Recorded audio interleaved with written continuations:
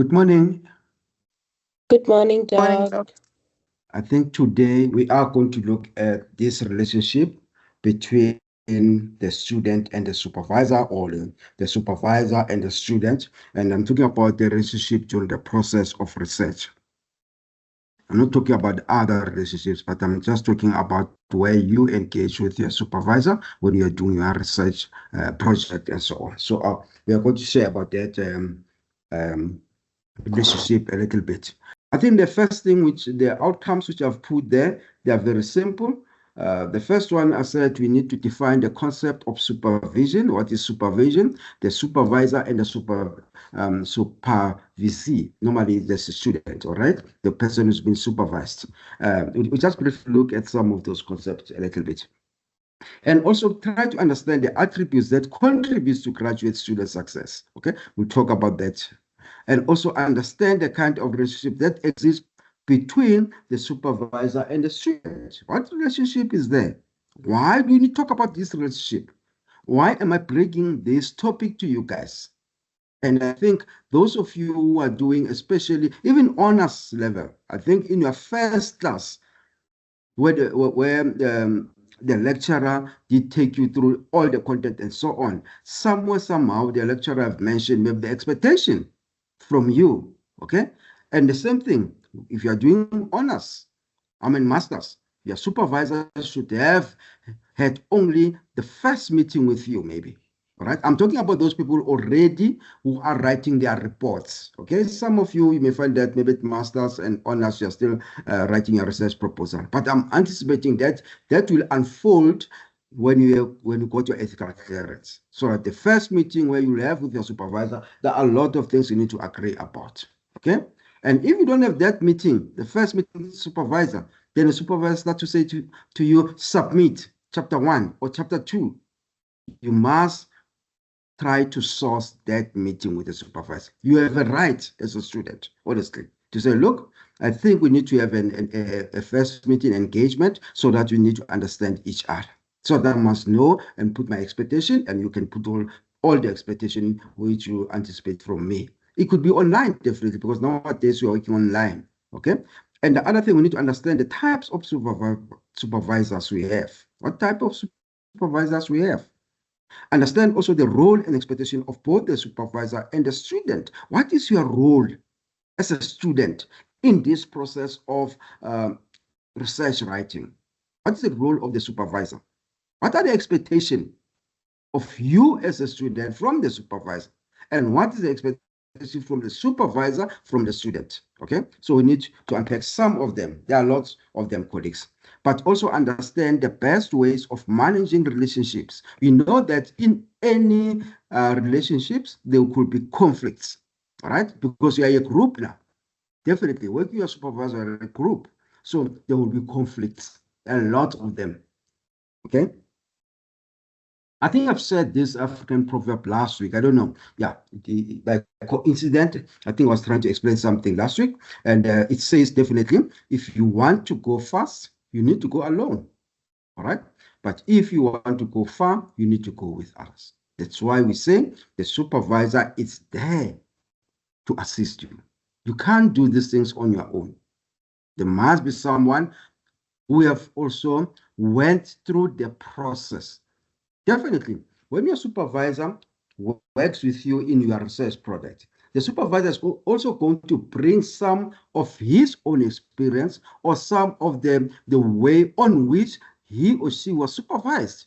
Because those are the things we learn from our supervisors also as former students and so on. To say, okay, from my supervisor, I think when I was going through this aspect, my supervisor was able to do APC. So the supervisor also will bring some of those experiences to you as a student when he supervises you or she supervises you. All right, but it doesn't mean that the supervisor is going to clone himself or herself. No, it's just to say, okay, I remember that as a student, when I was doing my PhD, this happened. Now I'm having this student whom I'm supervising now for masters. The same thing is happening. Then I'll go back and say, okay, my former supervisor for my PhD did handle the situation like this and this. Maybe let me try. and handle the same situation the way my supervisor have handled the situation with me in the past, and see if it's going to work with these students. Remember that students are unique. Imagine if you're a supervisor and we are sitting with 10 students. It means we are dealing with 10 topics or titles or research titles. 10, it's a lot. And all of them, you need to guide them. Well, guidance, remember that it doesn't happen forever. There are times you say as a supervisor, I think now I've guided my students so well, especially the first few chapters when they write their reports, to say, okay, the alignment of the document should be like this and this and this and this and so on and so on. These are the aspects you expect from you when you write your chapter and so on. Then by the time you are doing your chapter 5 or 6, you don't have to guide the student on the same aspect. Because you as a student also, you must be able to look at the things which the supervisor is giving feedback on and not repeat the same mistake in the preceding chapters. So it means we have a problem here. I've corrected this in your chapter 2. I go to your chapter 4. I see the same thing again. So there is a problem somewhere. Okay? But let's quickly look at this for maybe for a minute. Why do you think there's a need for a supervisor? Why don't you enroll and give you ethical clearance, then you write your report on your own, and there's no supervisor who's going to guide you? Why do you think we need a supervisor? Do you think that there's a role for a supervisor in your work or in your research? But let's quickly look at some of these concepts. They are not difficult concepts, and I think we need to start first by understanding the concept and try to understand what is supervision. Basically, according to yourdictionary.com, it states that supervision is the act or process of directing a person or group of people. In other words, you are working through this process where you try to direct certain people to a certain direction. That's supervision, okay? But remember that one thing which I know about supervision is that we've seen in the past, I don't think it's still happening now. There were times in some of the institutions, I don't mention institutions, whereby if the supervisor likes a certain theory, the supervisor will like all the students to have that theory in their writings. And I have a problem with that, because remember that when you write your different projects, they are not the same. You can't expect your student always to use the same theory. In other words, what you are saying to us as students, you are indoctrinating us to this theory. Students, they must come with their own theory.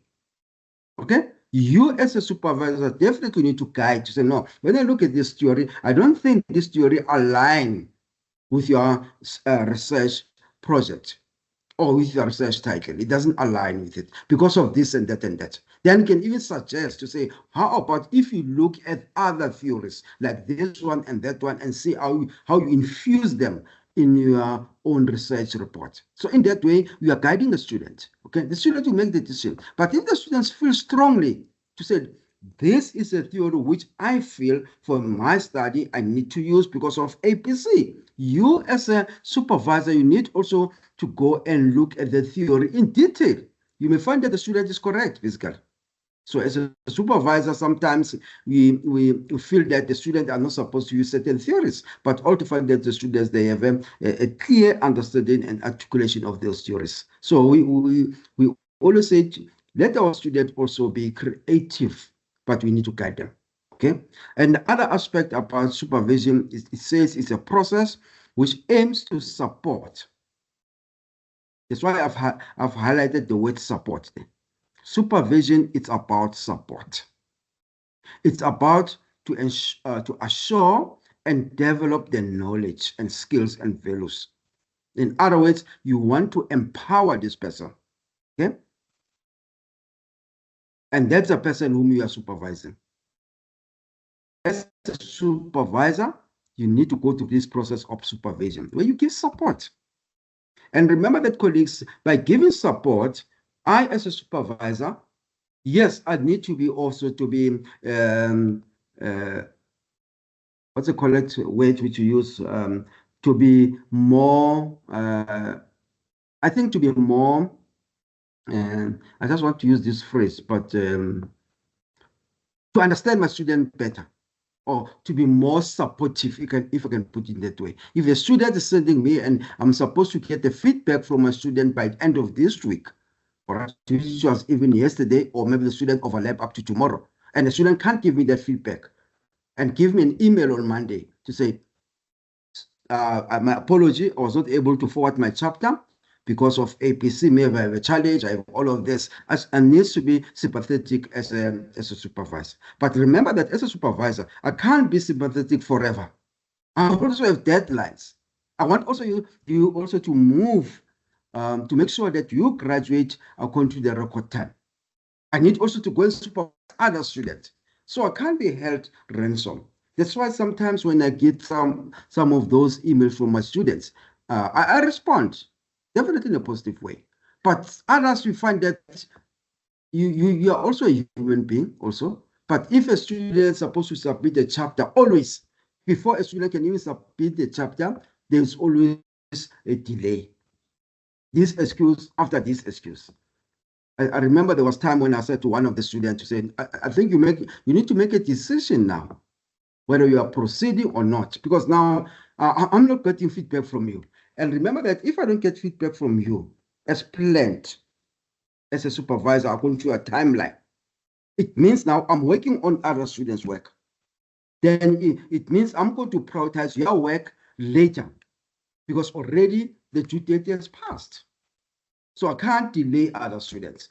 And by the time I do that, even your progress become more delayed. So we need to try to balance some of these things. We know that it's difficult to everyone else. But basically, I like the issue of support. And also supervision has been defined as a means of transmitting the skills, knowledge, and attitudes of a particular profession to the next generation in that profession. I think Bernard and colleague, they put it so well. In other words, we are giving the skill and the knowledge to the next and the next generation. There's supervision. Because if I supervise you today, hopefully in a few years' time, you'll also be a supervisor and supervising other students. So that skill is being transmitted from generation to generation. Okay, but remember that the context they may evolve because the students are not the same. Okay. But the Law Insider, they describe a research supervisor as an academic staff appointed to guide an undergraduate, graduate, and postdoctoral students through research related to their thesis, dissertation, and research report. In other words, what you say, to become a supervisor of a student, you need to have at least one plus qualification. In other words, you should have an above qualification to the student. We cannot expect a student who's having honors to supervise another student who's doing honors. It doesn't work like that. That's why we end up having a co-supervisor. If, for example, I have a master's, then from there I'm supposed to supervise a student who's having honors. It means I've got the skills and the ability to do that. But if, for example, I have my PhD, then I have to supervise a candidate or students who do PhD. Sometimes they look at your experience and say, okay, maybe you have acquired your PhD last year. You have not acquired so much knowledge about supervision. So they can also appoint a co-supervisor who's a professor in that case. But sometimes it's not a matter of that. It's just to say we assist each other in this project, so I need a co-supervisor. So you become a co-supervisor. The research co-supervisor means any person appointed to supervise, in addition to the supervisor, the doctoral research of a scholar. In other words, you are there to work with the main supervisor so that you guide the students. I don't know where does it start, where the discussion starts between the supervisor and the co-supervisor and the supervisor. But I think they should have a discussion. You know, I found that sometimes it becomes, I never had a co-supervisor in my journey, definitely. I don't know if I could have one going forward. But what I've seen is that sometimes, I remember I was working on a certain document, doing some external examination of it, and I found that there's a supervisor and a co-supervisor. And over time, I was frustrated.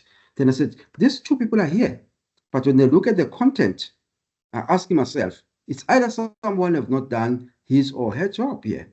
Because my understanding is that we need to sit down, both of us, and say, okay, you are, for example, going to assist the student in this aspect. Then I'm going to assist the student in this aspect.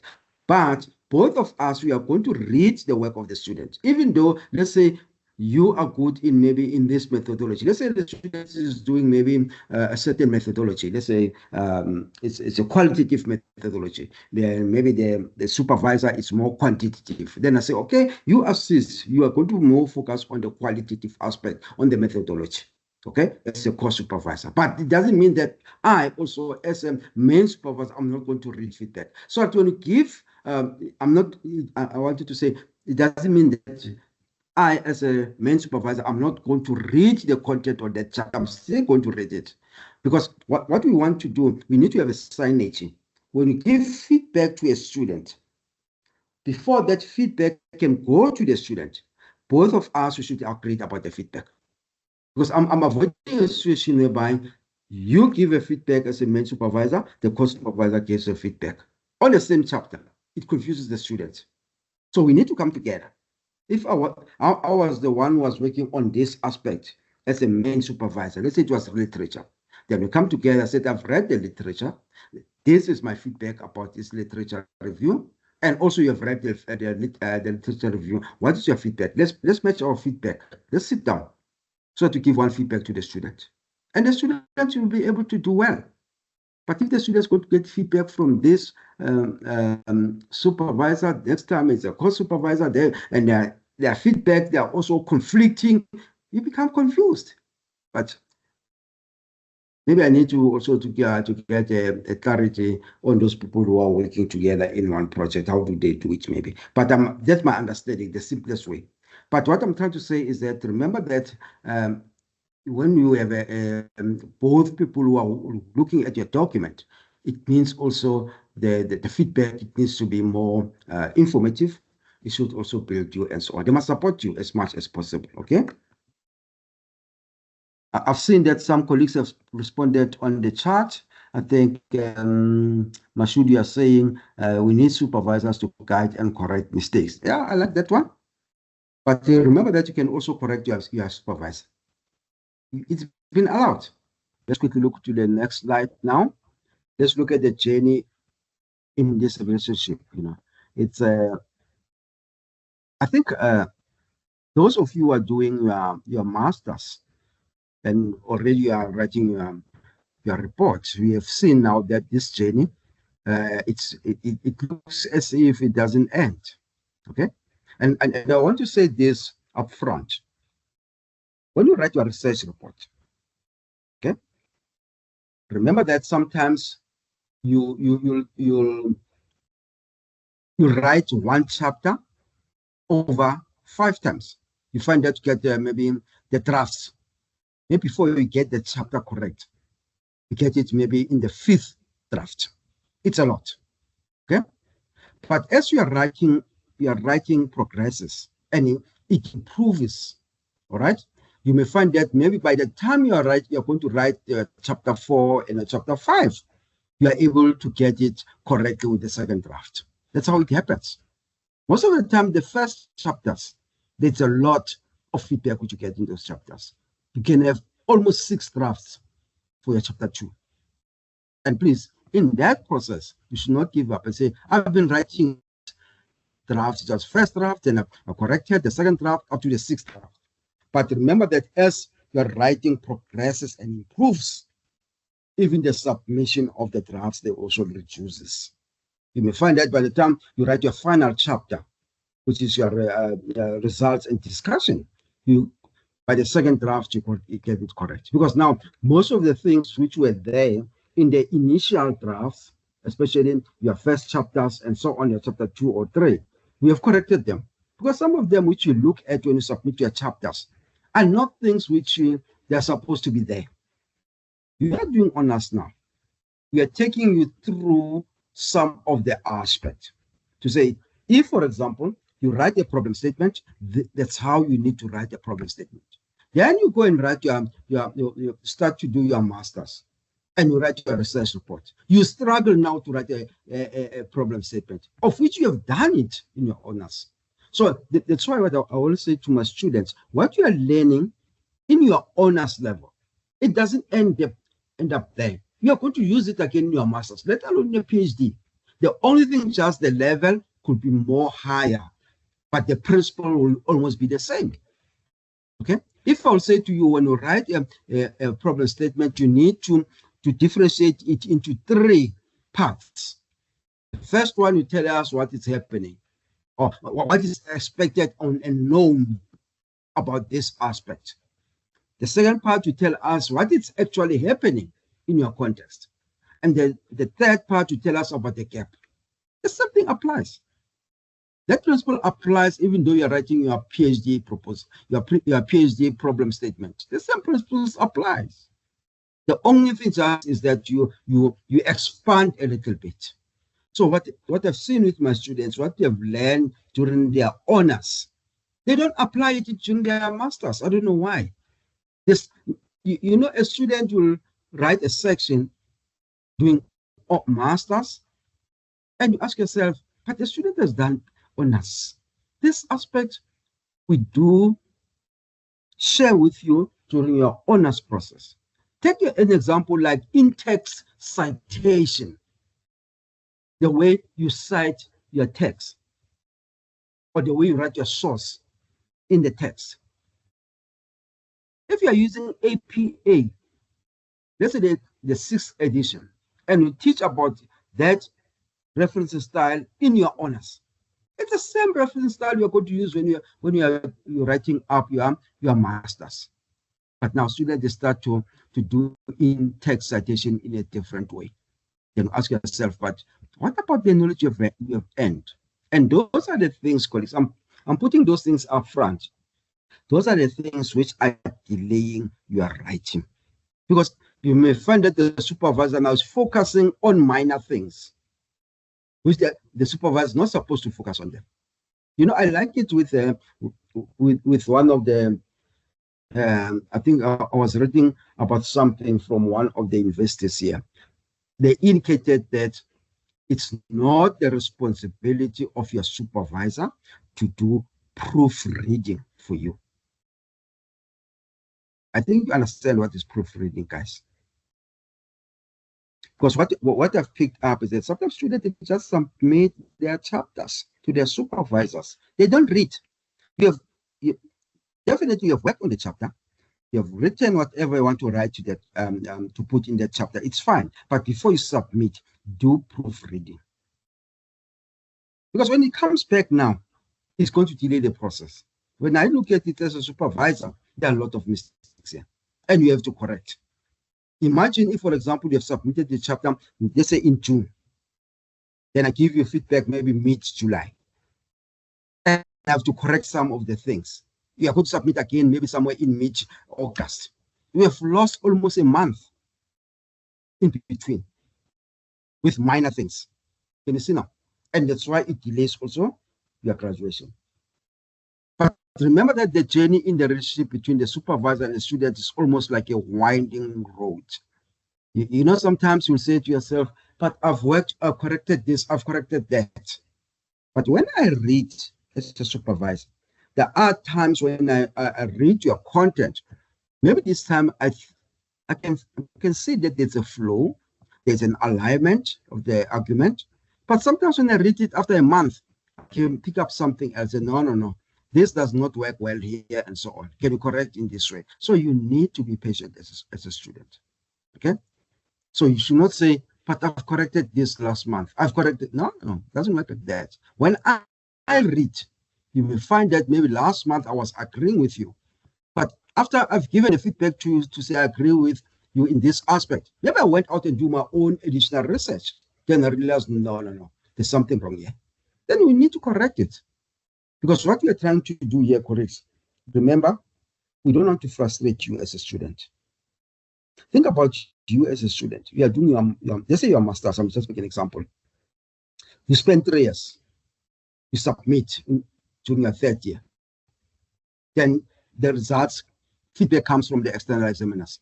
And they say, this is major changes. You know what major changes are? You can correct chapters, any chapters in your dissertation. It is going to frustrate you. So we try to elevate that so that when the report comes from the external examiner about your dissertation, maybe it's just minor changes, which you can even correct them within a week's time. But if it's major, it means now you are going to correct the document, and also it's going to go to the committee again. Then they're going to resend it again to the person who said there's major correction. Then I'm going to spend another month reading your document again. That could delay your graduation. And I know that students most of the time, especially in the third year, they don't want to, they want to make sure that when they submit this year, they don't have to pay for next year's fees and so on, the research fee and all of those things. But if we found those aspects, then we have to correct. So we are trying to avoid some of these things, guys. Please, that's why I'm trying to say, don't give up on your writing, okay? Definitely, even though it's a winding road in which the supervising process is challenging, it's challenging to the supervisor also. Not to get these students are not the same colleagues, okay? The art student definitely will say to them, I've picked up this in this page. Can you please correct the rest in your document? And the students, they're doing that. They just correct that page only. Then they submit the second draft. And when you look at the second draft, let's say, for example, I've picked this on page 5, this aspect. And they've corrected that aspect in their second submission. I'm happy about it. But when I go to page 8, in their second submission, the same thing appears. Now I must say to you, remember that in the first draft, I said you must correct this. So you must correct it. So we need to be careful that some of the supervisors, there are supervisors which are going to give you corrections per page. Okay? Others will say, okay, I've picked up this in this page. Correct the rest of your chapter. Okay? And sometimes we find the supervisor is not going to read the rest of the chapter, by the way. But anticipate that if this aspect also appears in the other part of the chapter, we should correct them. Because remember that when you start to write the first few parts of your chapter, and I follow, I see a certain sequence, and that sequence, maybe it's not a correct sequence. I anticipate that the rest of the chapter is written in that way. So sometimes I don't have to read the rest of the chapter. Well, others definitely read the rest of the rest of the chapter and so on. Okay, but remember that at the same time, even the challenge is shown. There's a lot of challenge to the supervisor and also the student, but at the end, everything is rewarding. Okay, I think I've spoken with other students. Your first draft. Okay, let's say you're doing your honors, for example. Let's say your masters.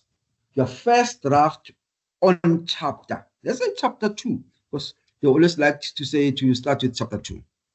Put away that first draft. By the time you write your final chapter, with chapter 6 or 7 and so on, go and look at the first draft of your chapter 2. And look how you have written it. And look at the refined and well-written chapters at the end. You see that there's a lot of improvement, a lot. Okay, that's how academic writing is all about. Well, there are reasons for supervision. I think one of the reasons you have put there, I think it was, just go to the chart quickly. It was, Muhliling, you're also supervisor, is there to guide me as a student. Thank you. We need supervisors. There's no way to for guidance as he or she has experience of what the context is all about. Thank you for your feedback. Okay. But the reason why we have supervised or we have supervision, one, maybe as a lecturer, the requirement is that you need to supervise. That's it. That's a main requirement for lecturers most of the time. Because you are more, they want you to have students whom you are giving guidance. That's why they say you must, in addition to teaching and all of those things, you must supervise. The position requires that. That's why there's supervision. Okay? And remember that supervision also, if the position requires that, is that if you look at the institutions, they get most of their funding, or they are able to sustain themselves through publication. And supervision is one of them, because at the end of the day, if I supervise you doing your honors, if you need to publish it, we are going to get certain amount of funding and or certain amount of money if the work has been published and so on. So it makes the institution to be sustainable, okay? And also, the supervisor also, because the position requires them to supervise, they have a timeline. I can't, if they say the qualification is over 3 years, if, for example, your master's, you're supposed to do it over 3 years, okay? I expect all the students I'm supervising to complete within 3 years. Because if it overlaps, it means now the grant or the money which I'm supposed to get from the Department of Higher Education because of the completion of supervision is not going to come to the university. So the university loses. But if you complete within the stipulated time, it makes the university to sustain itself, because that money is going to be used for research and so on. So that's why we say to you, we need to complete within the stipulated time, the record time. Okay? And also for you as a student, honestly, imagine if, for example, you are funding yourself. A master's is supposed to be done over 3 years. You do it over 5 years. What's going to happen? It means now you have overspent. Okay? It also affects you financially, by the way. So that's why we say, let's complete within the record time. Because the other reason for supervision is output driven. Supervisors always aspire for recognition with academia. In other words, we supervise because sometimes when you look for other greener pastures, the requirement could be saying you should have supervised so many master students or so many honor students and so on. So it also assists you in your career, okay? And also, you are able to get a better understanding of scholarship. Right? In other words, you learn more as you are supervising your student. The same thing when you go and present in conferences and so on and all of this. There is a scholarship. You learn, you know. It doesn't mean that a person likes to travel, if you can put it that way. They learn, and also they network. And networking also brings some stability to the institutions, because you need to network. I need to know what's happening in other universities. I need to know what's happening in certain scholarship. Maybe when you attend a conference, you learn about a certain theory. Maybe you learn about a certain methodology. Then you say, okay, this is a good methodology. Maybe I can also infuse this methodology to my students and so on. So that's how it assists in regards to output and scholarship. And also, you share their learning experiences. All right? That's why we say to you as a student, as you are writing up your master's, especially your PhD, I think those who are doing PhD, they know about that. That's why we have symposiums. We have colloquium in the institution or in the department, because we don't want you guys to work alone. We want you to work with others. Definitely the topic is different. But at the end of the day, during those symposium and colloquiums, you are able to network. You're also able to share your work with others. And you're also able to learn from others. So you must attend those symposium and colloquiums if you are being invited. And I know that most of the department, they do that. Okay? Like I did last time, I think with you, you remember that I've shared that it's a conference for students. I think it's coming somewhere in October, if I'm not mistaken. You can also send your abstract there, okay? Maybe they'll read your abstract, invite you to present. And remember that sometimes you don't have to present a work which you have completed. Sometimes you can even present a work which you are planning to do. They allow you sometimes, okay? Maybe the project you are planning to do. You can also present it. Okay, I want us to take this few minutes activity. Share with us what could be your reason to participate in a research project. You can share your own reasons.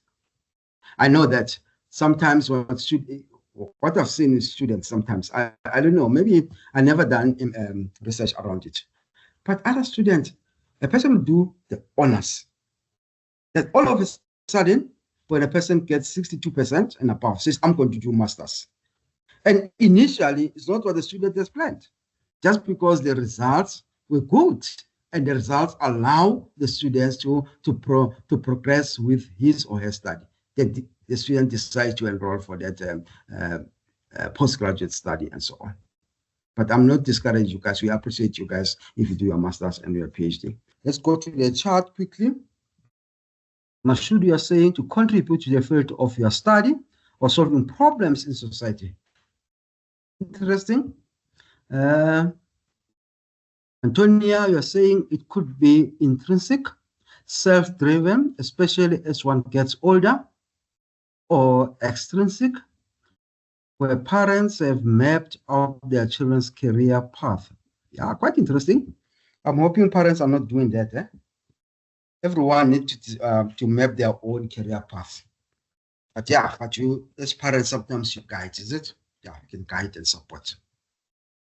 I like the one which says comes from also inside, which is self-driven. Interesting.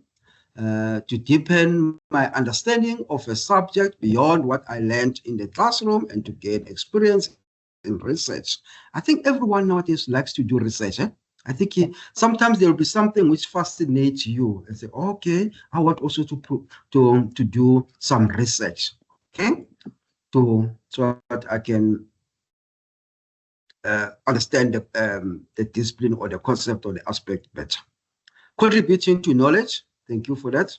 Meaning, as a student, I might want to contribute to the advancement of knowledge in a specific field. Also like that also, to develop research skills as well, to increase the depth of my knowledge and to sharpen my academic writing skills and to contribute to knowledge and to contribute knowledge to the world of research in order to gain knowledge. Interesting. Yeah, thanks for your contribution, guys. I think we have different reasons why we do research projects. Sometimes maybe it's a matter of trying to advance ourselves, or maybe we are looking at some of the role models and so on. So we do it or maybe we want to solve a problem and we feel that this problem needs to be solved. Okay, so you start to do research around it. But thanks for the contribution, and I agree with all of your contribution in this activity. Let's move to the next point quickly. What makes graduate students to be successful? What can make you as a student to be more successful? Okay, there are a few pointers there. I think persistence is one of them. Be prepared for the onslaught of failure. Not failure in a literal way, colleagues. No, not in a literal way. But failure in a sense to say, maybe you won't be able to achieve your goal. And have persistence, okay? And I will say to my student, look, before you do any research project, you must think about it. You must think. You know, sometimes we feel that research is easy, but you must think about it. Especially if you are now doing your postgraduate studies for masters and so on. Well, even honors should regard as postgraduate, by the way, but specific to masters and PhD. Think about what you want to do. Brainstorm a lot. Because sometimes if you just do things because there is no reason for doing them, you didn't do much brainstorming, sometimes you end up crashing. I'm telling you. And I don't want to use negative weights, okay? But at the end of the day, the aspects at the end of the day doesn't see the end of the tunnel. Because you didn't brainstorm. A research proposal, when you write a research proposal, it should take you a year. You can't expect, I'm just warning other students now. I know some of you will be submitting around October. And some of the students have not even started to work on their research proposal for their masters. And they expect to submit by the end of October. When the 1st of October, then start to get a research proposal from a student. And you find that there's a lot you need to correct because the student needs to submit by the end of October. You need to start sooner because the research proposal needs to be refined. When we read it, when we submit it to the committee, they must say there is a research here.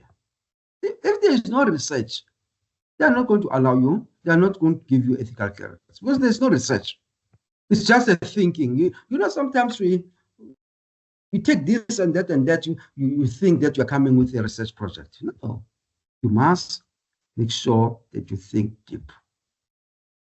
There should be perseverance. Yes, I've spoken about that one. There are times you're going to get feedback to a chapter more than once and so on. So you must be persistent. And we are, like I've said, we are doing this so that at the end, you are able to get your qualification. Also, the external examiners should be happy about your work. And remember the work you're doing now. Whatever you're going to produce in your masters, but sometimes the owners, they don't expect you to publish and so on most of the time. But from a master's, you are going to live with that content for the rest of your life. Because it's going to be seen globally. So if we don't give something which is of high quality, what are we saying about the institution? So we need to make sure that everything is up to quality.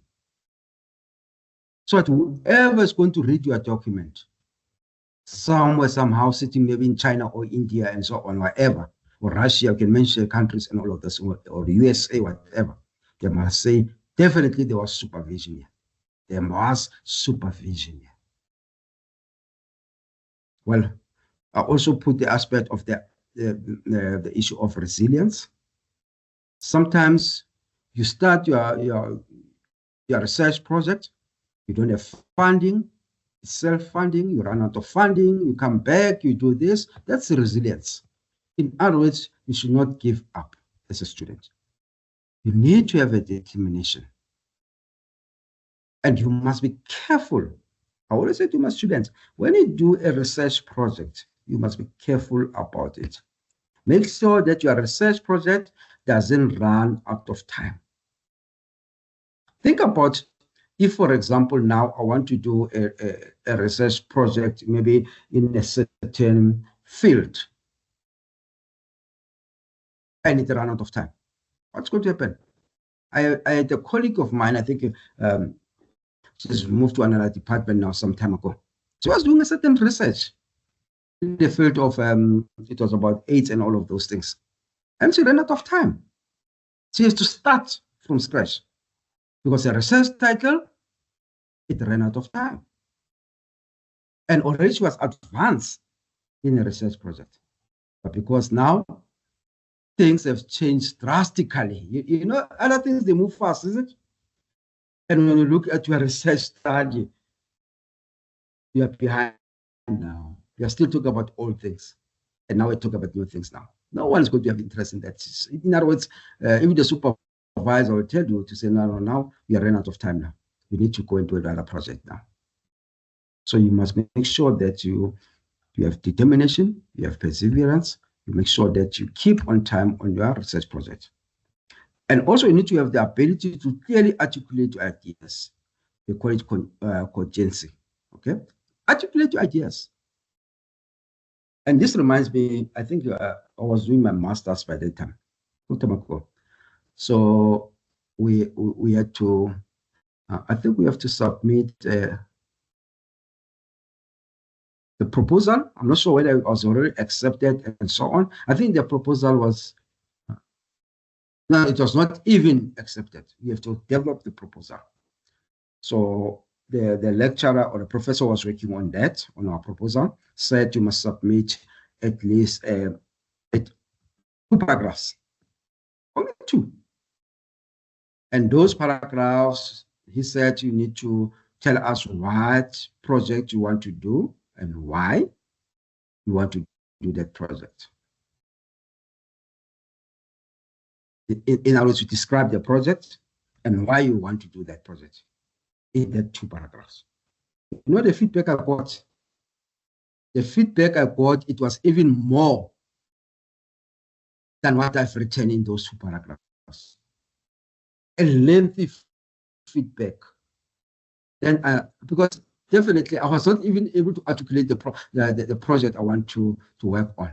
I was just giving my thinking and the reason why I want to do it. I didn't even have specific reasons. But what I'm trying to say is that sometimes you need to articulate your ideas. We must understand you, okay? To say, as a student, my project is about this and that and that. And this project is going to add value because of this and that and that. So if you put in that way, I think people are able to listen to you, is it? And maybe there are other attributes you think you need to have in order to be a successful student. Okay, we know that you need to liaise with other students or to work with your peers and all of that. There are a lot of attributes. I'm not going to go through that. Maybe let's quickly look at the next slide. I want us to look back a little bit. Maybe think about this. Who is holding the key or the keys to your success? Is it your supervisor or student? Who's holding the key? Is it you or the supervisor? Okay. Someone says the student. Someone says both. Okay. Student, both. Interesting. Student, initially you, which is a student, then it becomes dual, as you can only progress based on this. Okay, interesting to elaborate on that.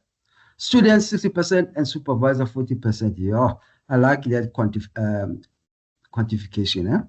All right.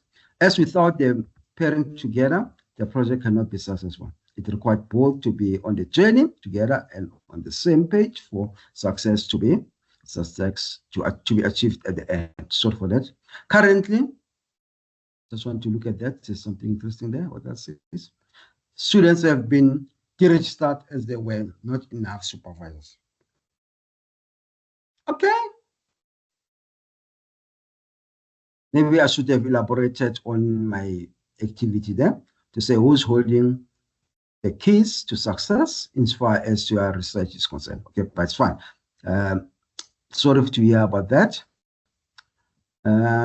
Someone says student is both. I'm of the opinion that it's collaborative effort, but the supervisor offers guidance, the student undertakes the journey. Okay, interesting. Yeah, I think I agree with you guys. It's not a one-way process. It's both, honestly. The supervisor needs you. You need the supervisor. So it's a two-way journey. Yeah, it's not a one-way journey. It's more collaborative, is it? We need to collaborate. I, as a supervisor, I need to learn from you as a student. You have to learn from the supervisor. In other words, your success also depends on me as a supervisor. Because if I don't give proper guidance and support, there's a possibility of my student not succeeding. The same way, if my students, they don't give more effort on their academic writing and so on, there is a chance of them not also graduating. So in other words, we can also both lose if you don't put this collaborative journey into place. All right, we are together. It's not a one way. And I always say in this process of supervision, we are equal. We are equal. While it could differ, it depends to say now the other one is described as a supervisor, the other one is a student, but you are equal. Because if we don't put the same effort from both sides, the project won't come to its end. Someone will end up not succeeding. The supervisor won't succeed. Because remember that as a supervisor, if I have 10 students I'm supervising for a period of 3 years, and 5 of them, they don't reach completion. In between, they decide not to continue with their studies. I need to account as supervisor. There's no way the department to say, okay, we realize that in 2025 you have signed for 3 students, or let's say 10 students to supervise over 3 years, but only 5 of them have reached graduation stage. In other words, they've completed their studies. They won't say, no, it's fine, we understand. You need to account why. You need to give serious reasons why the student was not able to complete their journey. That's why in between, if there's anything happening with any student, you as a supervisor you need to report. You can't just keep quiet. You need to report. And some of I've seen one supervisor, I think it was a year before last year and so on, whereby there was this things which were not happening between the supervisor and the student. And the supervisor also has to include the head of department to say, here are my efforts. In other words, the supervisor makes sure that it's not found wanting. Okay? That's why this journey, and I think every supervisor, honest colleagues, every supervisor wants their students to complete it. It's almost like if you have learners in a class, or maybe students in a class, maybe they are 8. You want all them to succeed, is it? You want them all to succeed. That's why sometimes when you realize that 2 of them are not going the direction you want them to go, as a teacher, for example, some of you are teachers, you always call the student. You say, no, I see that your work is not good. You do this and this. Give me the reason, and so on and so on. If you want to extend it to the parents, you will go to call the parents. Why? Because you want them to succeed. The same thing with supervision. Okay? It's so bad, colleagues, to spend 2 years in your research title. When you are left with only 1 year or 2, you are not able to complete it. And if I let maybe are things which you could have controlled them. Some of them, yes, they're beyond your control, we understand. But some of them, you could have worked around them.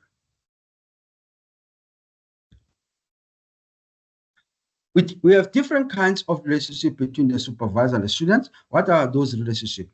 Well, the first one definitely is professional. Remember that our relationship is professional. It has nothing to do with our personal relationship. It's professional. Okay? That's why we say most of the time, if there's a student who needs supervision and you feel that you are going to be conflicted when you supervise that student, you must put that thing up front to avoid conflict of interest. For example, you can't expect me to supervise my children. It's going to be, there will be a lot of conflict around it, honestly. Okay, biasness will come in and all of those. So I need to put up front. I said, sorry, I can't supervise the students because the conflict of interest is this and that and that. So that our relationship should be more professional. It has nothing to do with our personality.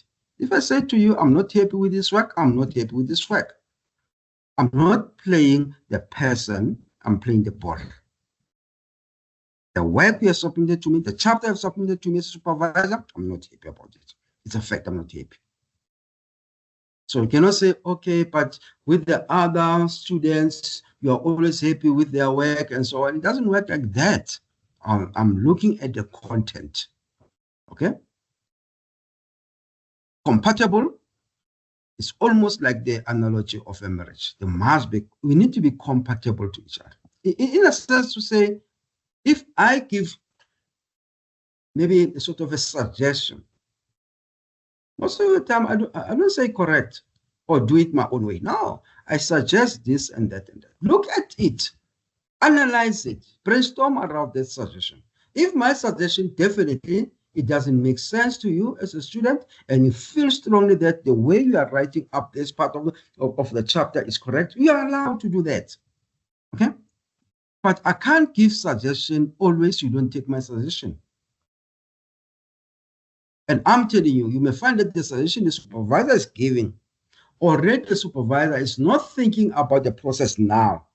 The The supervisor is thinking about the end of the process. When your work is going out for external examination, what the examiners are expecting. Already the supervisor knows.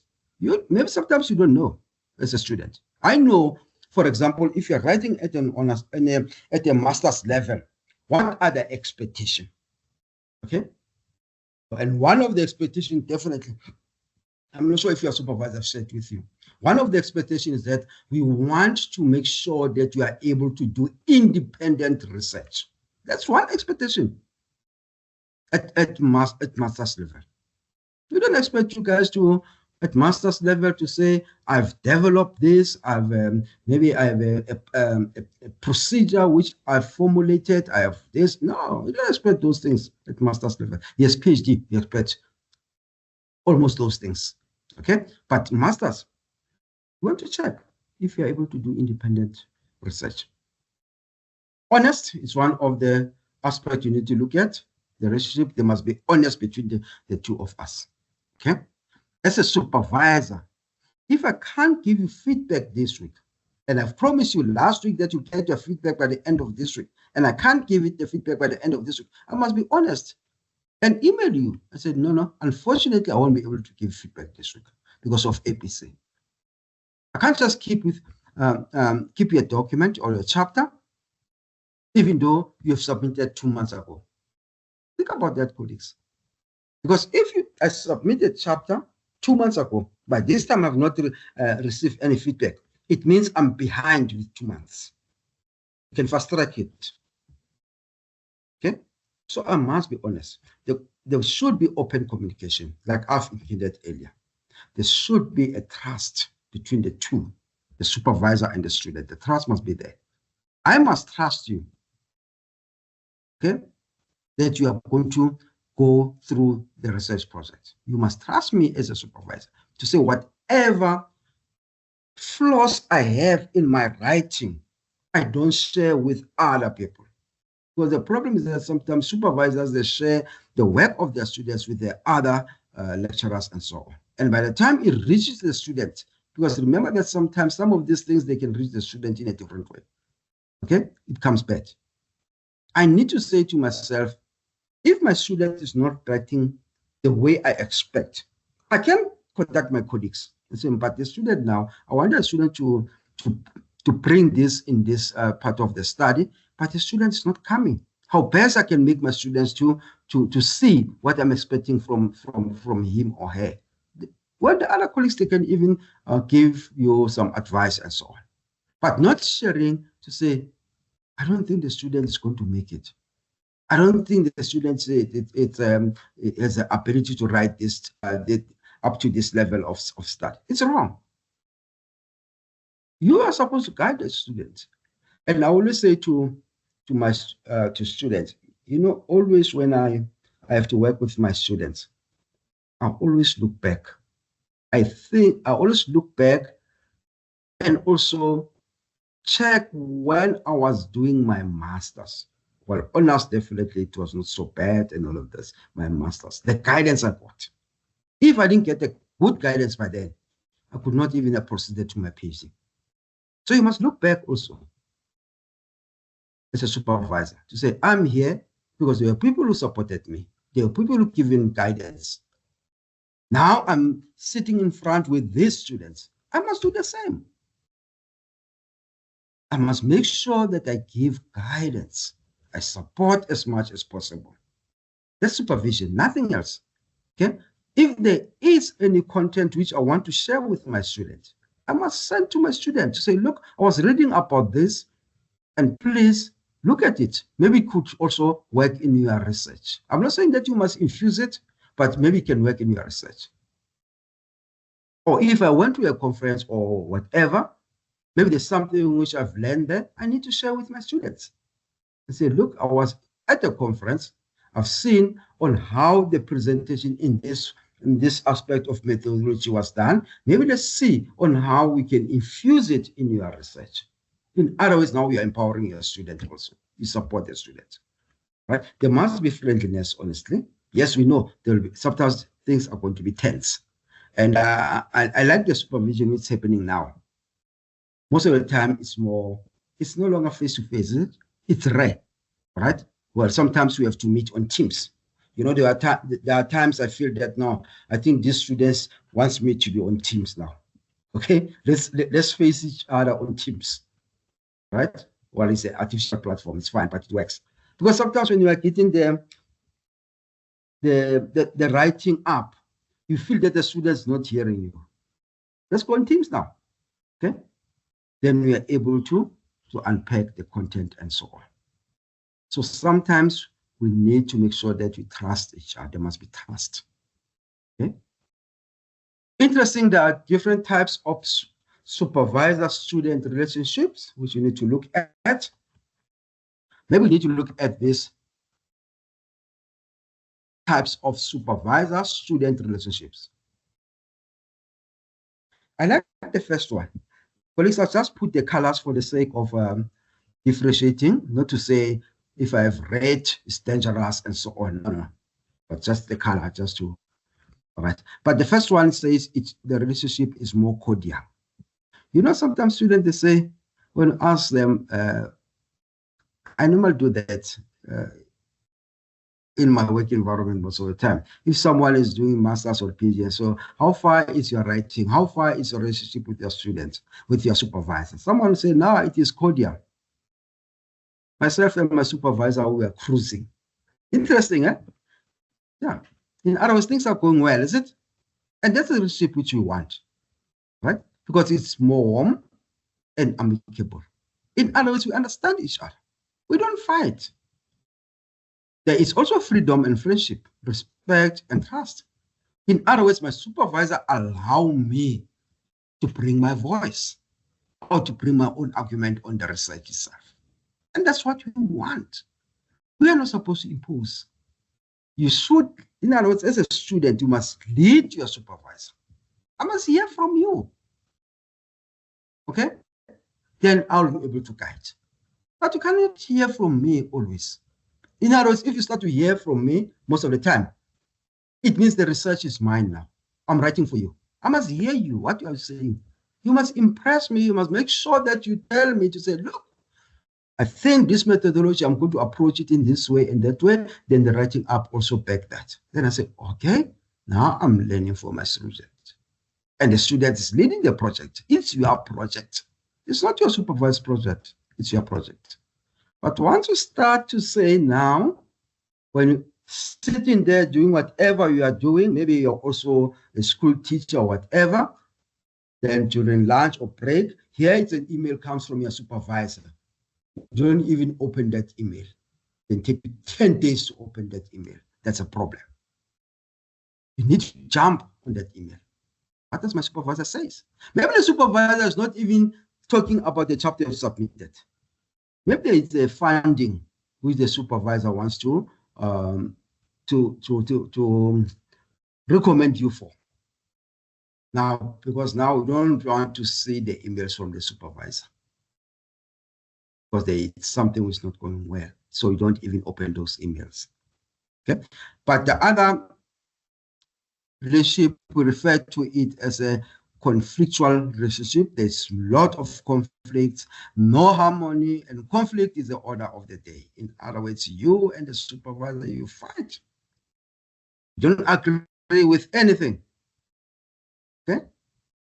And this conflictual relationship may emanate from, well, I'll just make an example there. Yeah, I think the research tells us that maybe it could be an age difference. Maybe it's a matter of not understanding the generation you are supervising as a supervisor. Because remember that there's what we call the generational gap. You need to understand the generation we are supervising now. All right? It's not the same generation which we used to supervise in the past. Maybe it's an issue of the content knowledge. Maybe it's an issue, maybe gender, power dynamics. It can also give conflicts, power dynamics. You say, I'm the supervisor, I must listen to me. And that's when things start to go wrong now. Okay? The other one could be lack of motivation. Maybe the supervisor does not motivate you in different ways, colleagues.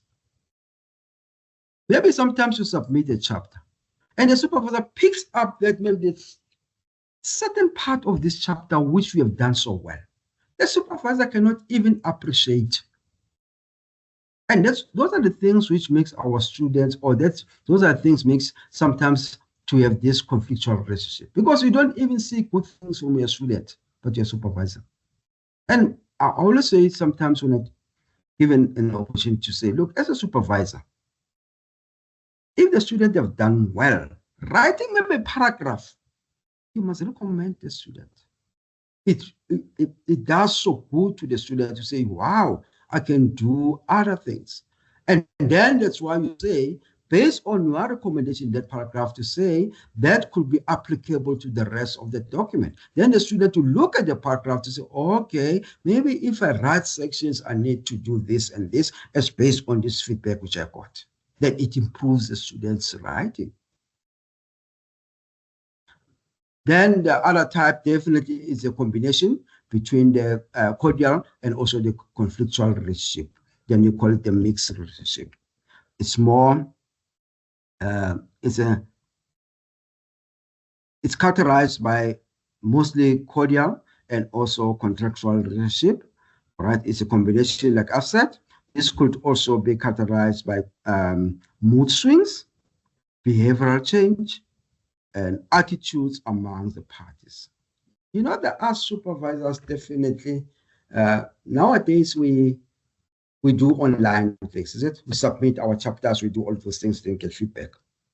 When you still were doing it face to face, where you come with your chapter, maybe you come with 2 printed copies, the one which the supervisor is going to look at, which are hard copies, by the way, and the one you are going to look at to do your corrections and so on. When you find a supervisor being happy on that day, everything it's smooth, you know? He praises you, he does this and that. The other day, when you go after 2 weeks and so on, the supervisor now is on his moods or her moods. Things change. In other words, the supervisor brings his or her personality in your work instead of looking at your work. So those are the things which normally happen in this mixed relationship. And sometimes we find that it's a matter of maybe the attitude amongst the parties. I don't know where does that attitude come from? Because at the end of the day, you as a supervisor, you have to supervise the student. That's your work, nothing else.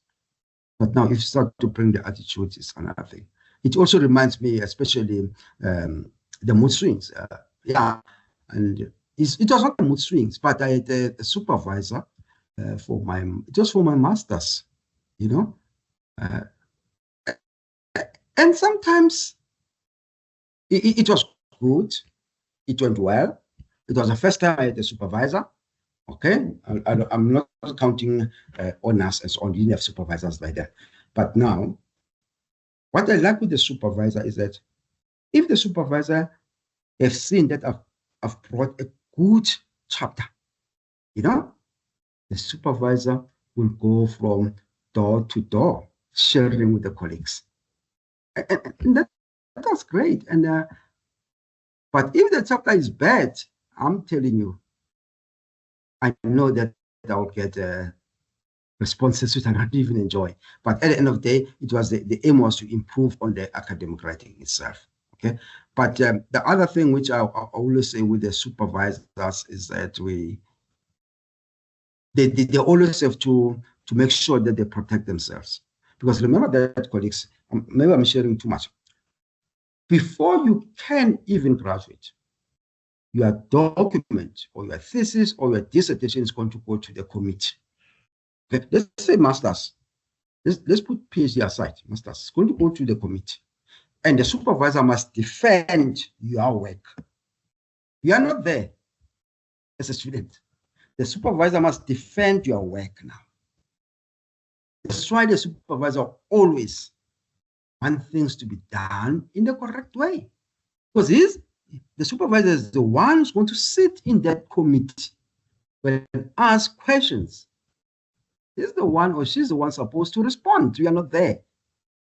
And that's why the supervisor must have a clue about this document from the first page up to the last page. I think there was a system in the past, I'm not sure it's still applicable, whereby students, they were allowed to request for their documents to go for external examination without even the permission of the supervisor. The system allowed them. I'm not sure if it's still applicable now. And sometimes the supervisor will be surprised to say, oh, this person already applied for external examination. Okay? But now I think they've changed the system. I don't know how. That even though you can do that, apply for external examination and so on, but the supervisor must also give an approval. Because if the document is not ready for external examination, I can't give that approval as a supervisor. I know that sometimes a student will quantify our year of study. It's natural. If it's 3 years, I want to complete within 3 years. But sometimes when the document is not ready, the supervisor won't push it for external examination because the supervisor knows that the outcome could not be good from the external examiners. So in protecting you as a student. And don't think that the supervisor is delaying you in regards to graduation. No, it's protecting you and your work. Like I've said earlier, we avoid to have major changes on the documents, at least minor. Well, there are many roles which you need to play. What are the main roles which the supervisor and the student plays? Yeah, I think there's a hand which is up. Maybe I need to entertain that hand before I go to this slide. LM? Thank you, Doctor. I wanted to ask regarding the conflictual relationship that, let's say it happens that you find yourself in one. Are students allowed to change supervisors in the middle of their studies? Well, remember that there's one thing I didn't share about. I think I should have shared about earlier. To say one thing which normally happens, there is this contract between the supervisor and the student which you need to sign, especially in your masters. I don't think in honors we do that. Masters and PhD, there's this contract which needs to be signed by the student and the supervisor. All right? And that contract also, most of the time, it indicates the issue to say, if you're not happy with this relationship, the supervision process, you are allowed to escalate. Remember that if, for example, I'm not happy with my supervisor, I can contact the department, maybe through the head of department, and put my plea or maybe my frustration. All right. But remember that before you can even go there, you need to have a meeting with your supervisor to iron out the differences. Okay? That's to iron out the differences. Then if those meetings, they don't work, definitely you can escalate it. Maybe to the head of department or the department. And having some evidence to say, okay, we have these challenges and all of our challenges are this and this, and yes, and evidence and so on. And I feel that I need to maybe to be allocated another supervisor and so on and all of this. If they hear your plea, hopefully they can allocate you a new supervisor. But it should be a genuine reason. I'm telling you, because if it's a matter of saying, maybe I want to change the supervisor because maybe I'm just making an example, I'm not judging my student. You find that most of the things are within your parameter. In other words, most of the challenges are coming from you as a student. It don't work because when you get this another supervisor, you're going to encounter the same challenges again. And what's going to happen? You end up dropping. So what I'm trying to say is that I don't think that sometimes you need to reach that extent. Because what I've realized, one thing which makes our students be frustrated, maybe I'm talking from experience, a little bit of experience. It's when students are not getting feedback. Honestly, when students are not getting feedback, they get frustrated. And remember that I'm a student now. I'm doing my master's. I'm just making an example of master's or PhD, whatever. I don't get feedback. And I'm also working. I'm doing this study on a part-time basis. If I spend 2 months having submitted the chapter and no feedback by now, it's a problem. So I need to talk to my supervisor. Okay, I know that sometimes it's not easy to say to the supervisor asking for feedback because sometimes there are a lot of things you have to do to correct on the document, so you're avoiding that. But it's better to allude to the supervisor. Say, look, I've submitted my work. It's almost a month now. I haven't got feedback. What I'm supposed to do now? Okay, but yeah, in a nutshell, I think it's allowed. But remember that the department is going to think loudly about that, honestly. They can't just change you from this supervisor to the supervisor because you and the supervisor don't agree. And remember that even the supervisor on the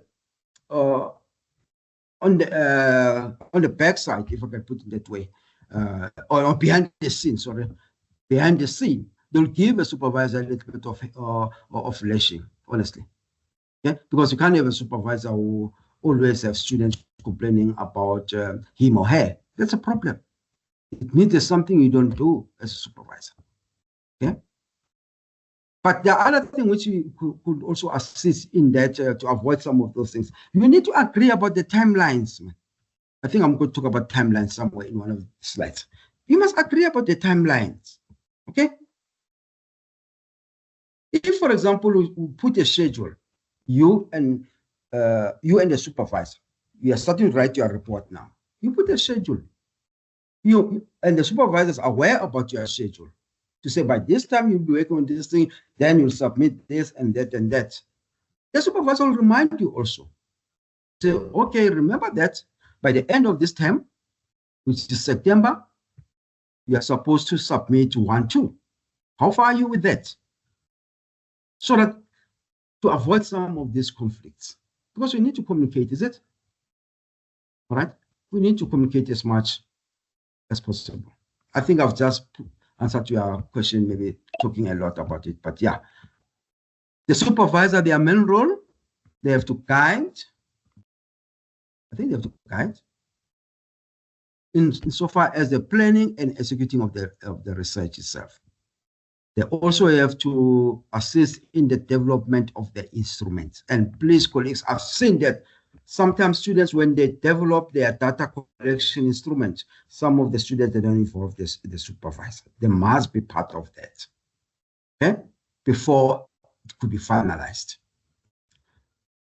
They should also guide you, also they can guide and so far as analyzing of the data and how data is going to be interpreted.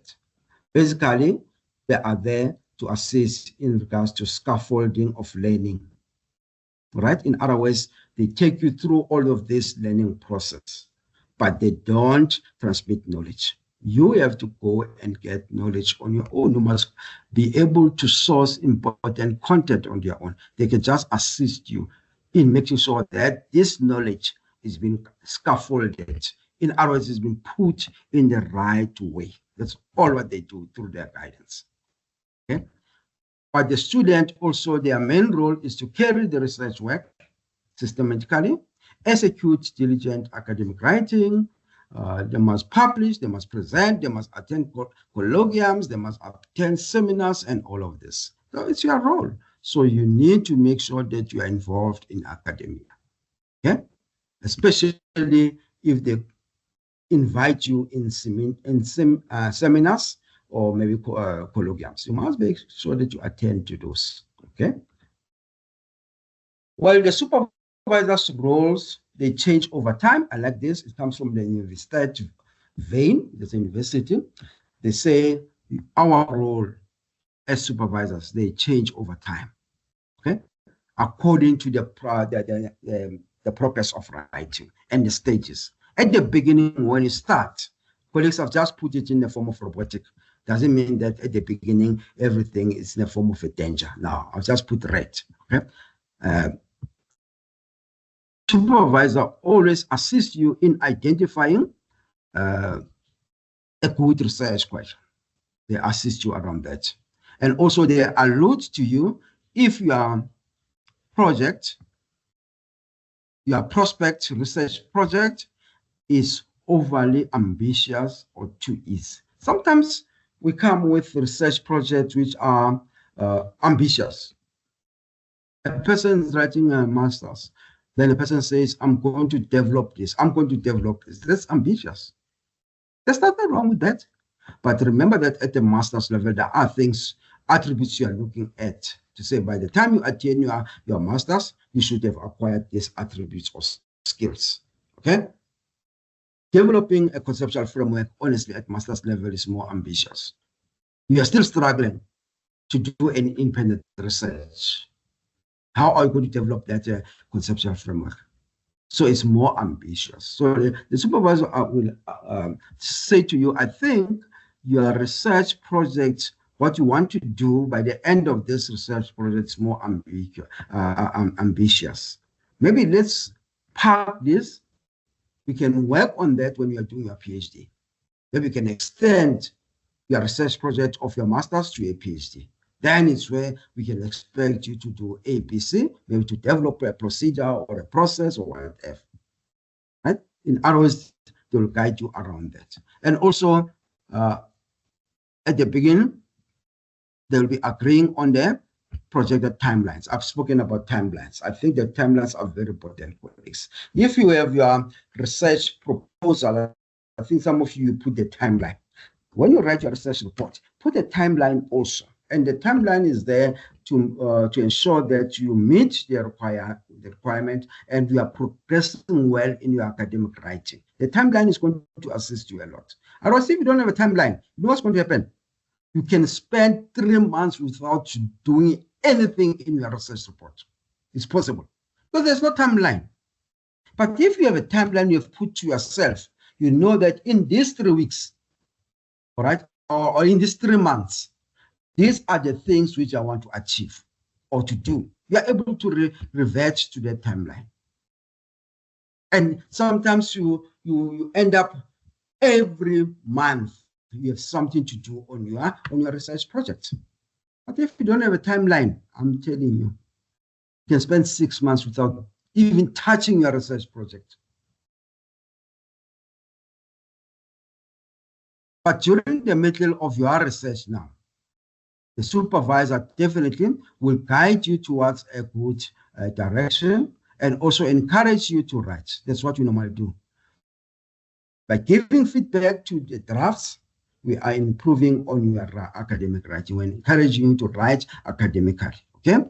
Connecting you with the community. In other words, the supervisor, when we are already in the middle of your research, can start to connect you with the community so that you have what you call a community of practice.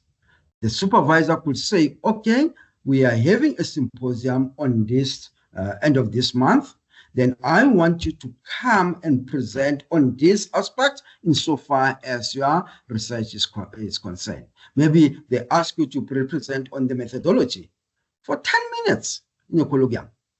Then you present whatever you've done insofar as your methodology of your decision is concerned. Then they ask questions, the participant, they ask questions, or the attendees, they ask questions, then you get feedback, then you improve on your methodology. And that's how you become part of the community of practice. Okay? And also at the end, what's going to happen in your research process, the supervisor at the end will provide support for publication and presentation of the results. In other words, the supervisor will be there. If there's a need for you and the supervisor to publish something from master's work, the supervisor will be there also to support you around that and also prepare you for your defense. Okay, that one, or the second point there, it aligns to the PhD students who are supposed to do their defense. But I'm told that in other departments or in other faculties, the students also have to do defense for their masters. I think one of the institutions always like that, for their students also to do defense for their masters. I won't mention the name of the institution, but it also depends on the institution itself. But basically, in our case here, it also refers mostly to our PhD students who then need to do a little bit of a defense. Okay? So yeah, I think I'm going to talk about the concept of defense in one of the presentations. I think so. Well, these are some of the points I need to touch, colleagues. I'm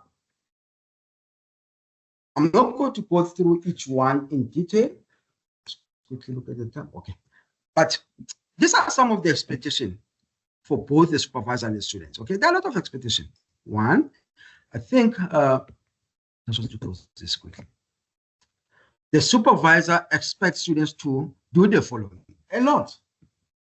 We expect you guys to be more innovative.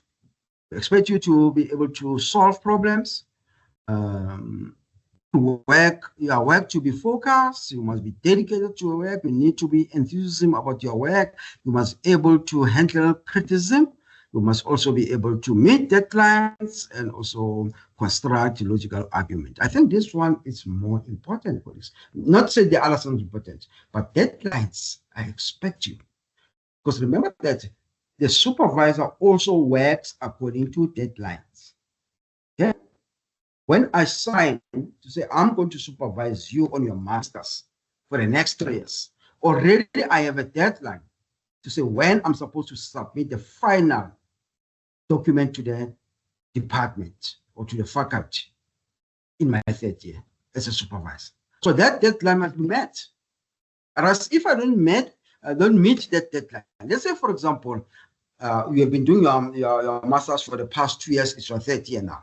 Then I'm supposed to, the final document must be submitted to the department by the end of November. So I, as a supervisor, must make sure that I meet that deadline. That's why in your writing up, I expect you also to meet all the smaller deadlines, which are there starting from your 1st year up to your 3rd year level, so that you meet the deadline. Otherwise, if you are not able to submit by the end of November, it means it's going to push maybe your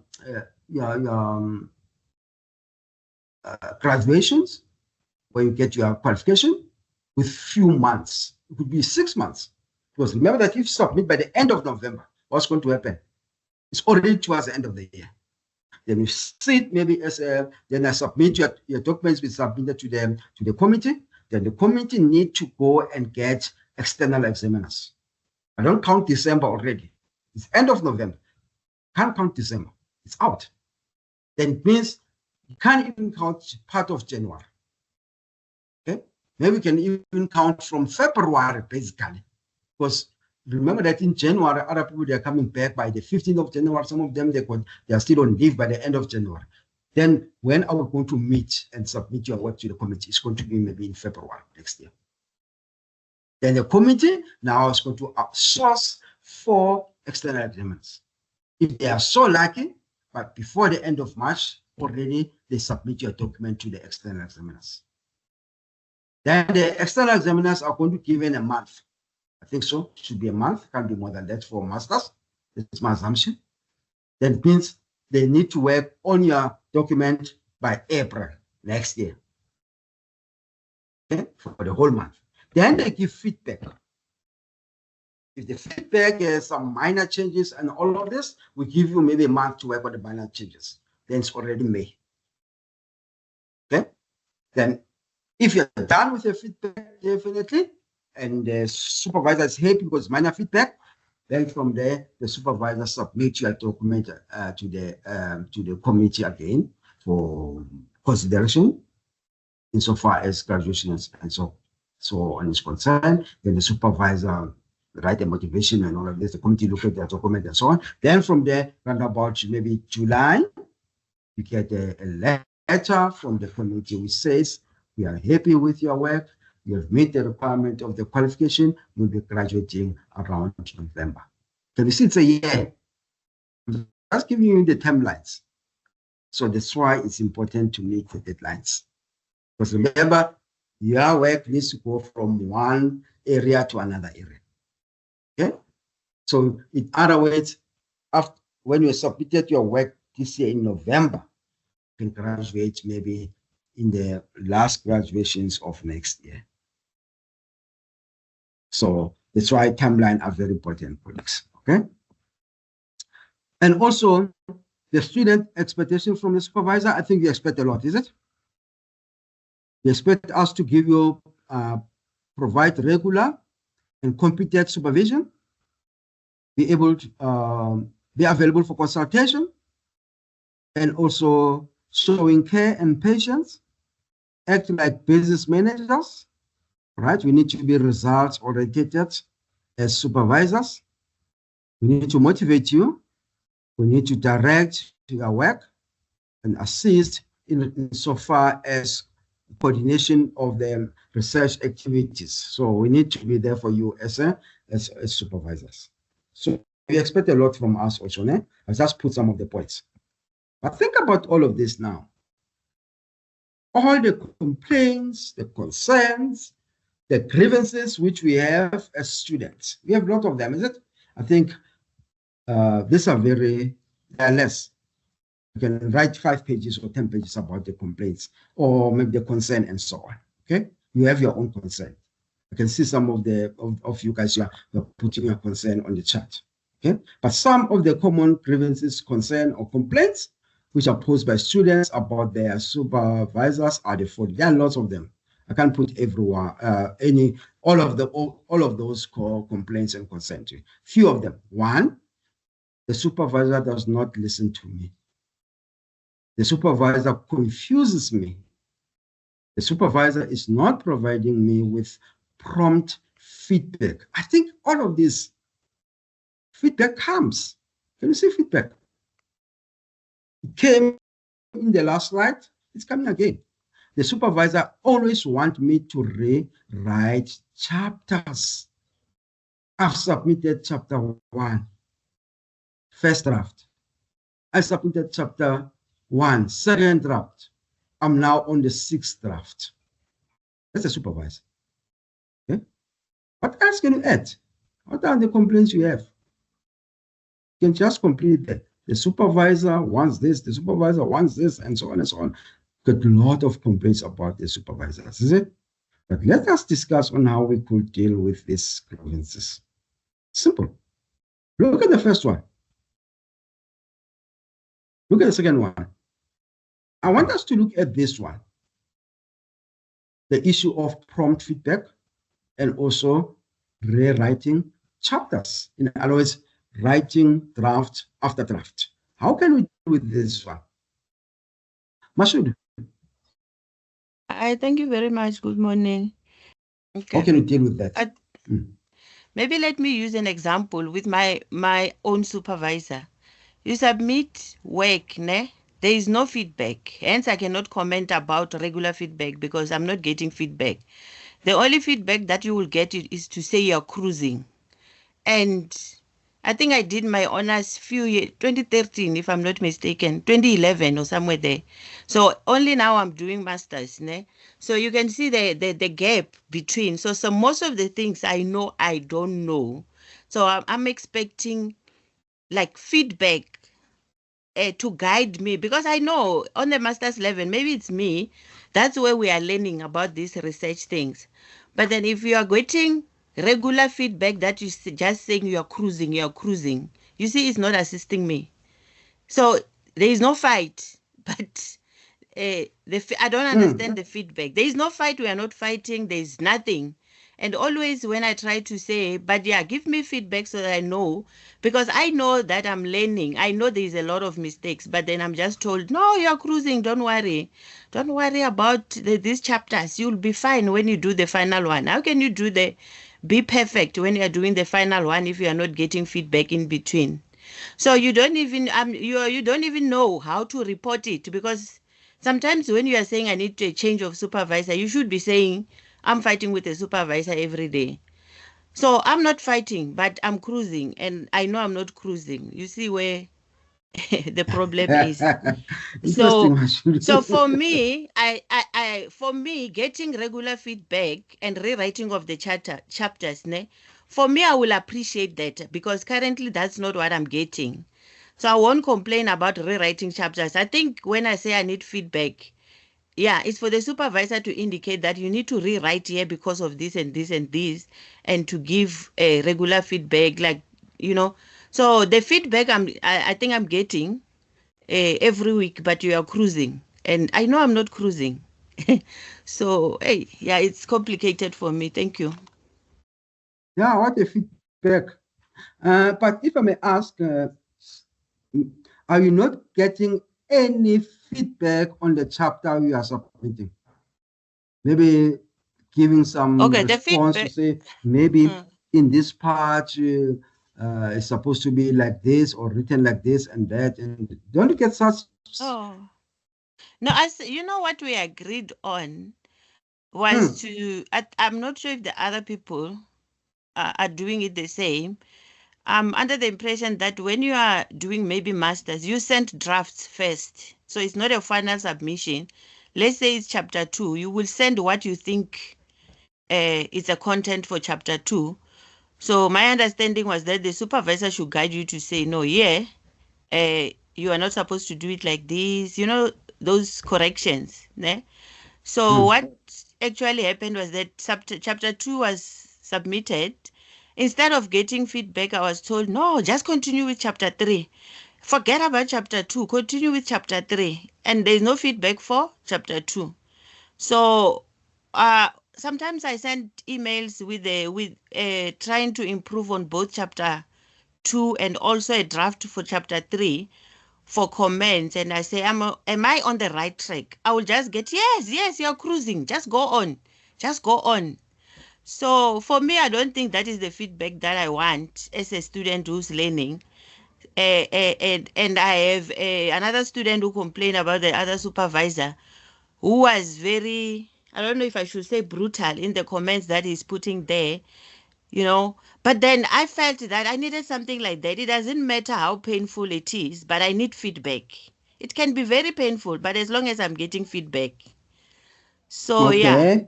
No, So I no, think with me, that's why I'm saying I don't know where to categorize my problem, whether I should say it's a cordial relationship, but I know we are not fighting, and yeah, but it doesn't fall under all those 3 categories that you put there on the system. Hence, I said I think it's weird. It's a strange relationship. Thank you. Well, thanks for bringing that dimensions. We appreciate it, and I'm hoping that in your final chapter, everything will come to. It should come together so that you'll be able to submit. But yeah, still, I'm hoping that maybe in between the supervisor will give you a detailed feedback as time goes on. I can see that others have put something on the chart. Maybe I can see there's a hand. Let's take the hand, then from there go to the chart quickly, then we move to the next slide. Nomclair, you have something? Yes, good morning, Dr. Kubeka. Good morning, colleagues. I just thought I'd also share my journey in terms of, getting feedback. Fortunately, with my supervisor, we have a very good cordial relationship. And I've realized we have weekly sessions as a group, but he's easily accessible as well. And initially this year, I had my proposal approved and then started with chapter 2. My chapter 2, I submitted it in April, and I only got feedback this week. But because of the relationship we have, and I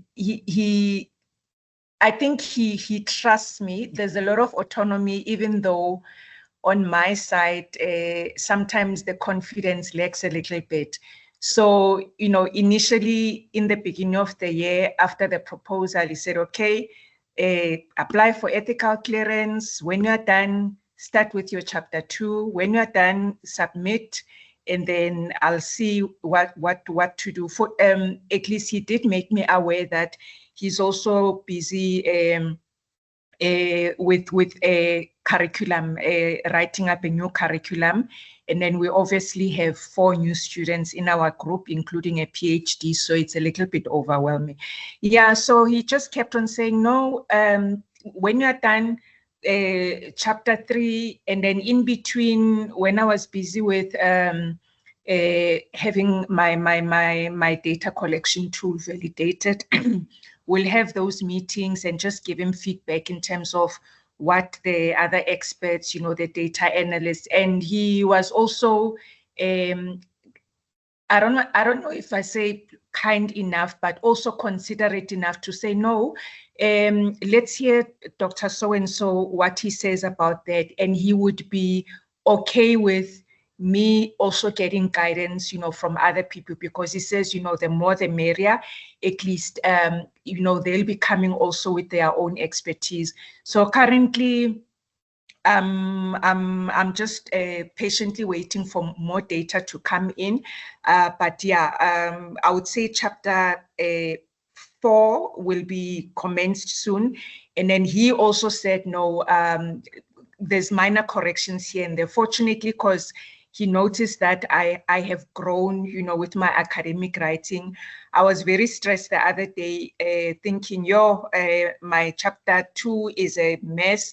And he just said, no, just here and there, there would be some sentences that are lost and some sentences are too long, but he's happy. And I was also surprised that, I was expecting now these long corrections that will take me a month or so, and it's just minor. So he's confident in me.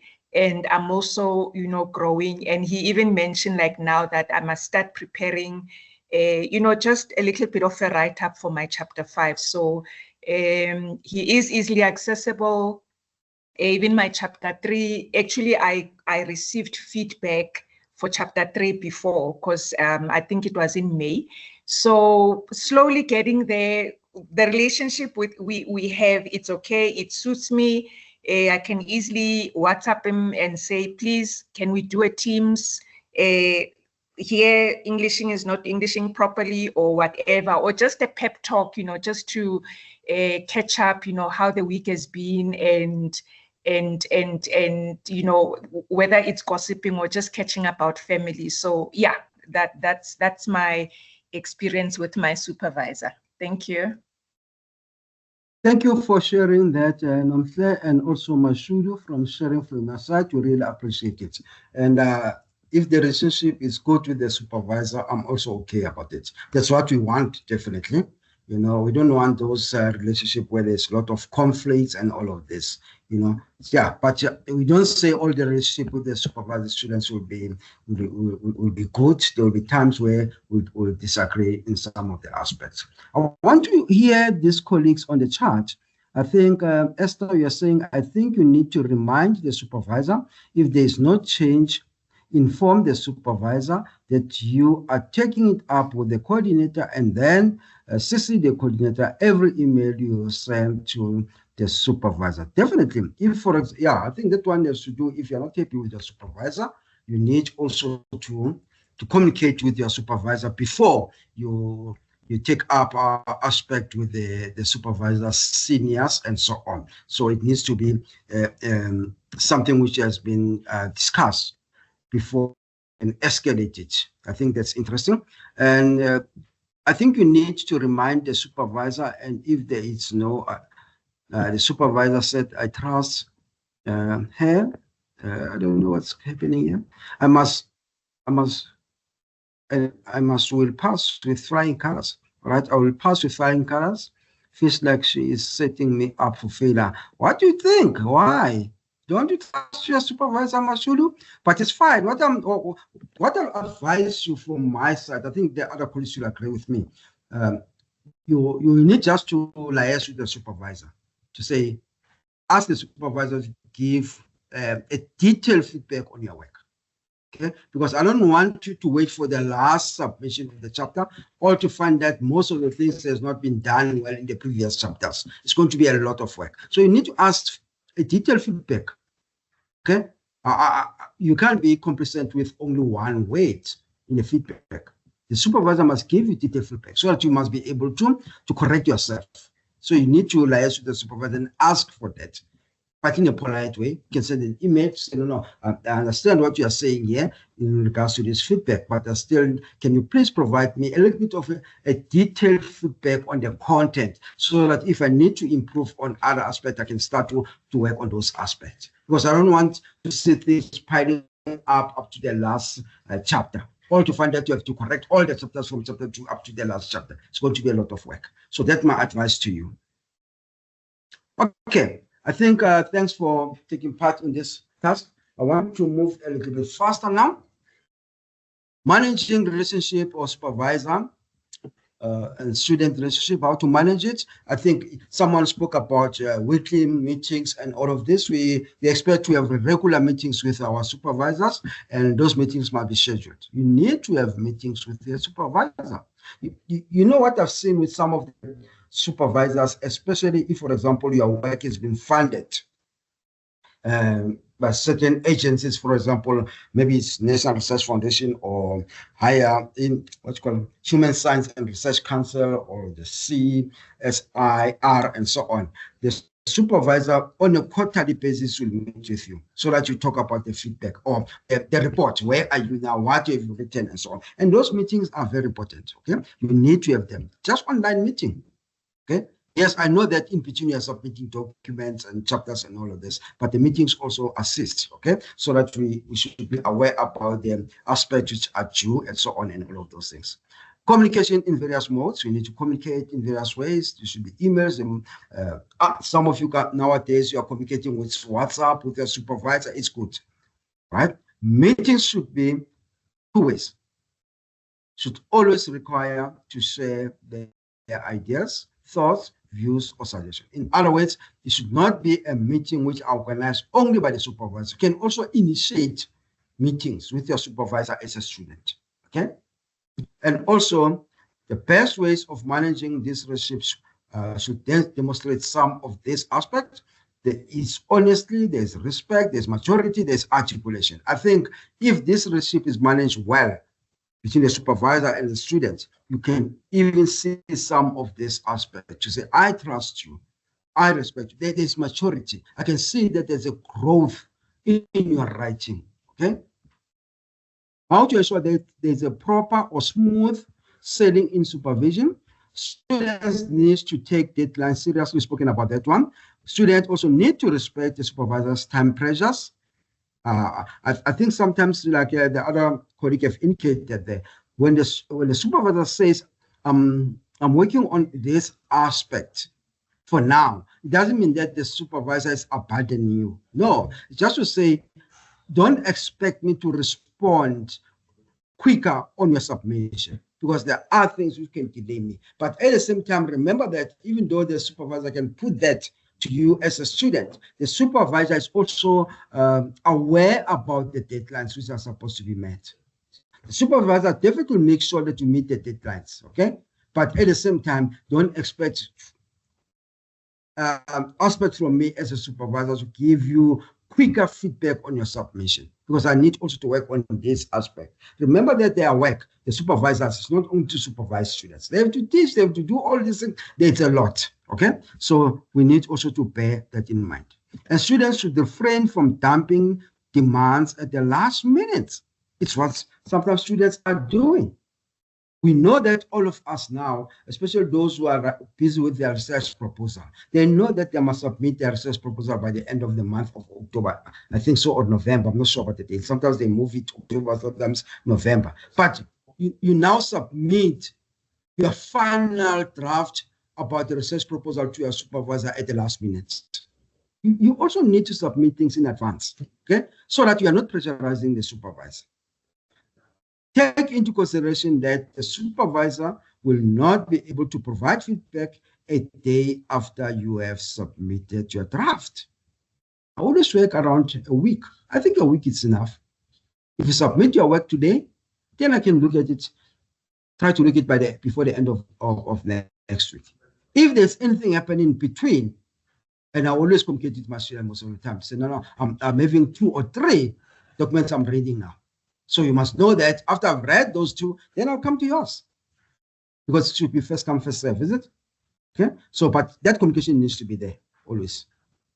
Students need to know that the supervisor cannot organize everything, okay? As I was preparing for this presentation, I found out this content from the Universiteit Vein, okay? It talks about they talk about the preventing conflicts. Well, we can prevent conflicts in different ways. It doesn't mean these strategies are cut in stone, okay? We work in conflicts in a different ways, and also it depends on the context we are in.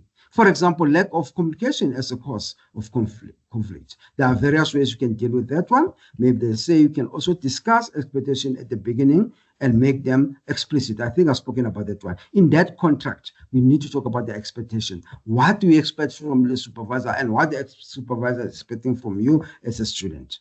And also you can give sufficient notice for requests, and also you can draw up an agenda for your meetings, and also you can record the outcome of the meetings and share and alert supervisors to problems as they arise. I think this one is very important, the last one, in order to deal with the issue of lack of communication. As your status, as your position changes, and as new problems arises as a student, you need to communicate with your supervisor. Don't keep quiet, okay? Because the supervisor, remember, if you are quiet, the supervisor is going to be quiet. Well, there are supervisors, definitely, if you are quiet as a student, they will try to reach out to you. But others, they will be quiet also because they have other students to look at. If I have 10 students supervised and one of the students is quiet, definitely I'll focus on the 9 students, okay? And by the time you come to me as a supervisor, you may find that there's a lot of things I have to work on, and you are behind with your work. The issue of the conflict in regards to mismatched expectation, how to make sure that you have a strategy to deal with that. You keep expectation realistic. Let us be realistic about our expectation, okay? I can't say to you, I want you to graduate by next year, March, whereas you are still working on your chapter 3 this year. It's unrealistic expectation. There's no way it's going to happen, okay? So I need to communicate with you to say, be aware that according to a timeline, we are supposed to graduate by March next year. But where we are now, we are behind. So I'm not discouraging you, I'm just making you aware, okay? The issue of personality clash, understand discipline or cultural differences. I'm not sure if that works also. Find mutual ground and make effort to compromise. I like this one. We need to find each other. If there's a clash or misunderstanding, you must find each other. Make sure that you end up compromising and finding common ground. If there are competing pressures as a cause of conflict, you need to be honest, don't over-promise. Give sufficient notice for requests and meetings. Remember, you are both human beings. I think this one you need also to understand as students, as supervisors. We are all human beings. I may have delay in giving feedback because of some of the things which I have to go through as a supervisor also, because I'm also a human being. But that needs to be communicated. My problem is that if you delay liaising with me as a student, but you don't communicate, then it's a problem. Maybe in concluding, some best strategies for effective supervisor-student relationship. We expect some of these aspects: commit to each other, commit to your research project, develop trust, plan goals together, roles and responsibilities should be clear. I always say this needs to be clear. I should not expect something from my student if I didn't share about that explicitly at the beginning. I can't expect miracles. I, as a supervisor, I must share with my students. I must sit down and have a meeting with my students, so that if you are not meeting the expectation, then I'm able to talk to you, okay? So all these things, they must be clear. We collaborate to reach results. In other words, you must work together. Few pointers coming to a closing, colleagues. The role of the supervisor is not to transmit knowledge, but rather to scaffold learning experiences of an increasingly complex nature. I think that's according to Yokoski, right? Their role as supervisor is to scaffold learning and also to share that experience, not to transmit knowledge now. Remember, supervisor is there to guide, whereas learning and exploring should be done by the student. We are there to guide you. The rest of the work needs to be done by you as a student. Honestly, it is your master's, your PhD, your honors, not the supervisors. So you must make it happen. I think those are the few points, colleagues, which you wanted to share today. And I'm hoping that as we are going to our research project, we'll try to improve on the relationship with our supervisors. And if you are not happy about something, colleagues, please don't keep quiet. Talk to the supervisor, alert the supervisor, and if the situation does not change, inform the supervisor that you are intending to escalate the matter. Then, yeah, I'm avoiding a situation whereby you haven't even said anything to the supervisor. Now the supervisor get an email from his senior or a senior because you are complaining about this, and they start from the bottom. Talk to the person. Maybe the person is not aware. Okay, maybe there are things in between which makes you not to communicate well. Maybe if you iron out those aspects, the communication will improve. I think the main one, definitely, we want our supervisor to give you feedback for every submission you do. And it's not to be a delayed feedback. Yes, there are reasons behind that, like the other colleague have indicated. But at the end of the day, the feedback must come, okay? Because you also want to meet your qualification and graduate and all of this, all right? So, but all the best with your writing. If you still have something which you want me to read and give feedback, you can email it to me. If you want us to have one-on-one consultation, please liaise with a member ID or maybe Master Sony, then we'll set up that session. Thank you, guys. I don't want to keep you longer. I think we overstayed, and thanks for coming. Hoping to see you next week, and all the best with the coming week. Thank you and bye. Thank you, Prof. Bye. Thank you. Thank you. Bye. Bye, everyone. See you. Thanks.